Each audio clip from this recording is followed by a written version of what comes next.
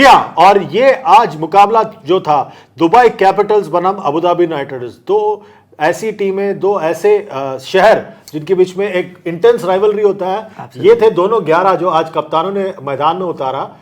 बदलाव हुए दोनों तरफ और काफ़ी नए खिलाड़ी हैं दुबई कैपिटल्स के लाइनअप पर, काफ़ी नए खिलाड़ी हैं अबू धाबी के नाइट राइडर्स के लाइनअप में। और दुबई कैपिटल्स के कप्तान रॉवमैन पॉवेल ने ये फैसला किया कि वो टॉस जीतकर पहले गेंदबाजी करेंगे। और कैसे रहा अबू धाबी नाइट राइडर्स की बल्लेबाजी, उस पर जल्दी जल्दी एक नजर डाल देते हैं कैसे उन्होंने बल्लेबाजी की। यहाँ पे शुरू से उनके विकेट गिरते गए। पॉल स्टर्लिंग जिनको लाए थे, पहली ओवर मैच की मेडन थी जो लेफ्ट आर्म पेस बॉलर जो उनके है क्लासन, उन्होंने डाली थी। और उसके बाद से आप देख सकते हैं कि एक अर्धशतक लगाया जो क्लार्क ने, लेकिन उसके बाद जितने बल्लेबाज है सुनील नारायण तक किसी ने भी ऐसे धाकड़ बल्लेबाजी नहीं की। सुनील नारायण आखिर में आकर 2-3 बड़े शॉट लगाकर थोड़े रन कर लिए अपनी टीम के लिए। 149 रन का टारगेट पूरा किया 9 विकेट के नुकसान पे। 150 की टारगेट थी दुबई कैपिटल्स को चेस करनी 20 ओवर में। 15 अतिरिक्त रन। एक नजर गेंदबाजी पर भी डाल देते हैं, जो दुबई कैपिटल्स की गेंदबाजी हुई, किसने किसने ज्यादा विकेट लिए उस पर भी एक नजर डालते हैं और पता चलेगा आपको कि किस तरह से जो स्पिन जोड़ी है, स्पिन ट्विन है, एडम जैम्पा और सिकंदर रजा, वो किस तरह से हावी थे अबू धाबी नाइट राइडर्स के बल्लेबाजों पर, उस पर एक नज़र डाल देते हैं। गेंदबाजी के जो आंकड़े आपके स्क्रीन पर आएंगे बहुत जल्द। जैम्पा ने बढ़िया गेंदबाजी की, 3 विकेट निकाले उन्होंने 16 रन देकर। और देखिए कि यहाँ पर दूसरी तरफ सिकंदर रजा ने भी बहुत अच्छी गेंदबाजी की दुबई कैपिटल्स के लिए, और एक पकड़ बना के रखा उन्होंने। और देखिए कि 2 मतलब, और राजा आकिफ राजा ने 2 विकेट निकाले, लुकमन ने 2 विकेट निकाले, बहुत महंगे साबित हुए।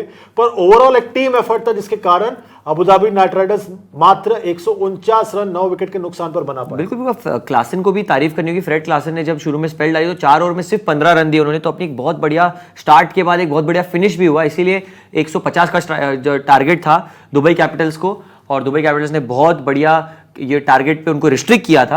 एक बार अगर बल्लेबाजी पर नजर डाले दुबई कैपिटल्स की कि किस तरह उन्होंने ये चेस को अंजाम दिया, और आप देख सकते हैं कि सिर्फ 5 एक्स्ट्रास डाले, लेकिन 17.4 ओवर में ये 150 का जो आंकड़ा है इन्होंने आसानी से इसे पा लिया। और मुंशी जो टॉप स्कोरर थे 57 रन 43 बॉल्स में किए, 37 रन किए डिक्वेला ने। बिल्कुल, और अब देख सकते हैं कितनी बढ़िया पार्टनरशिप थी इन दोनों की। पावेल ने एंड में 3 छक्के लगा के खत्म कर दिया, और मुंशी का एक बार वैगन व्हील देखे तो आपने जैसे मैच में भी कहा था कि चौके पीछे लगाना पसंद करते हैं लेकिन छक्का सामने लगाते हैं। बिल्कुल, सीधा छक्का, चौका पीछे मुंशी साहब है, हिसाब सीधा कि 6 चौके 1 छक्का था उसमें, 17 सिंगल थे और 5 बार 2 रन भागे हैं। ये तो एक बहुत बढ़िया पारी में कहूंगा, लेग साइड डोमिनेंट प्लेयर है ये भी, पूरे टूर्नामेंट में हमने ये देखा है, तो काफी बढ़िया प्रदर्शन था। गेंदबाजी पर एक बार नजर डाले तो आपने जैसा कि कहा सुनील नारायण काफी महंगे साबित हुए इनमें, बाकी कोई भी बॉलर से प्रभावित नहीं कर पाया हमें। अकील हुसैन थे जिन्होंने ठीक ठाक बॉलिंग की, 3.4 ओवर्स 21 रन देकर एक विकेट लिया, लेकिन पॉल स्टर्लिंग को बॉलिंग दी। थोड़ा कप्तानी में भी उनके एक बोलते ना कि उनके हाव भाव से समझ रहा था कि वो खुद श्योर नहीं है किसको बॉलिंग देनी है। बिल्कुल, और देखें कि गेंदबाजी में कोई पहनापन नहीं था, उसी की वजह से बड़े आसान तरीके से ये लक्ष्य पार कर लिया दुबई कैपिटल्स ने और 7 विकेटों से मुकाबला जीत लिया। जैसे आप देख पा रहे हैं, पहले बल्लेबाजी करके अबू धाबी नाइट राइडर्स ने बनाया 149 9 विकेट के नुकसान पर। जो क्लार्क ने बनाया 52 27 गेंदों में, सुनील नारायण ने 23 बनाया। जवाब में दुबई कैपिटल्स 150 पर 3 थे, 17.4 ओवर में ये लक्ष्य पूरा कर लिया और दुबई कैपिटल्स ने 7 विकेटों से ये जीत हासिल कर ली। और इसका असर अंक तालिका पर क्या हुआ उस पर देख लेते हैं। दुबई कैपिटल्स को 2 अंक मिले हैं, वो 7 पॉइंट पर है, और उनकी रन रेट पर काफी असर पड़ा है, पर अभी भी वो 5वें पायदान पर है। शारजा वॉरियर्स अभी भी 4थे स्थान पर है, और शारजा वॉरियर्स को चिंता लगी रहेगी कि दुबई कैपिटल्स पीछे पीछे पीछे धीरे धीरे आ रहे हैं। और अबू धाबी नाइट राइडर्स की तरफ देखें, 8 मुकाबले 7 हारे हैं और एक में मात्र 1 ही पॉइंट मिला उनको, वो भी इंद्रदेव की कृपा से उनको। तो देखिए कि जो टॉप 4 का जो रास्ता है, मेरे ख्याल से काफी हद तक डेजर्ट वाइपर्स और गल्फ जायंट्स जो है प्लेऑफ्स के लिए जा चुके हैं। आज क्वालिफाई हो गए। जैसे दुबई कैपिटल्स जीती तो गल्फ जायंट्स और डेजर्ट वाइपर्स क्वालिफाई हो चुके हैं, और अब देखना होगा कि आगे शारजा वॉरियर्स के ऊपर कैसा प्रेशर होता है। और कल भी एक बहुत इंटरेस्टिंग सा मुकाबला है चंद्रेश भाई। बिल्कुल, कौन सा मुकाबला है आपके स्क्रीन पर अब आएगा, आप बताएंगे आपको। कल है बड़ा मुकाबला, शारजा वॉरियर्स बनाम डेजर्ट वाइपर्स।